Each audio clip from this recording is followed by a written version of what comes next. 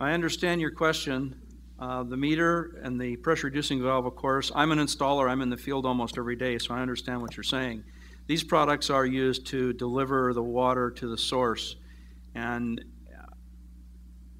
I understand what you're saying about getting these products tested and approved, but really it's the end user that is responsible for that distribution of water. I hope that answers your question. I mean, I understand we do put pressure reducing valves on all of our irrigation systems. We add a number of heads to our systems, but we also use low flow heads, and we set our clocks to only operate in evening and nighttime conditions. Well, my comment, I guess, is that products in and of themselves are just products in a shelf on a box that's either approved or not approved, either green or otherwise. But it's just that if there ought to be some mandating for a level of training to apply those products correctly so that we can create savings. And is PHCC looking to create a level that might go to the contractor's license board, for example, and say, hey, you know, you give somebody a license, they can have a license the rest of their life for another 20, 30 years, but no required education as far as applying the new emerging products. If the license board would require, for example, continued education like some other states like Washington or Oregon, then maybe even California could apply some smarts in the field of plumbing. Having traveled around the United States as a president-elect and president of the association, I can tell you that there's a lot of states that don't require licensing. There's a lot of jurisdictions that don't require licensing. This is one of the things that we're working on diligently to try to get these areas to improve the licensing. 2006, when I was president, it was a big issue in Kansas. We got it approved in Kansas through the help of our government relations director at the time, Lake Colson, and we now have education and training required to keep your license there.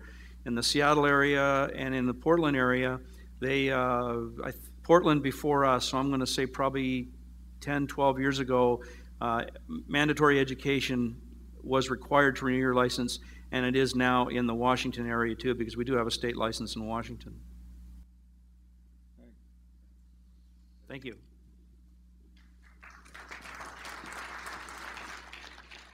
Speaking to us, just wanted to talk a little bit about Mr. Freeman. He kind of threw down the gauntlet a little bit and challenged our industry. Give me your thoughts on that challenge and kind of where you see what we need to be doing. I think he's right on key. I think that, as I said in my talk a little earlier, fixtures, you can only go down to so much water. You have dry drain syndrome. We're all working through that now and making it work. And so the real key would be to start the reuse and recirculation of existing rainwater, gray water, and even black water that's been treated.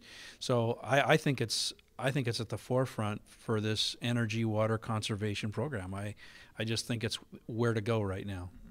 And do you think, how do you feel about the fact the onus kind of falling on the innovators themselves to get the word out there?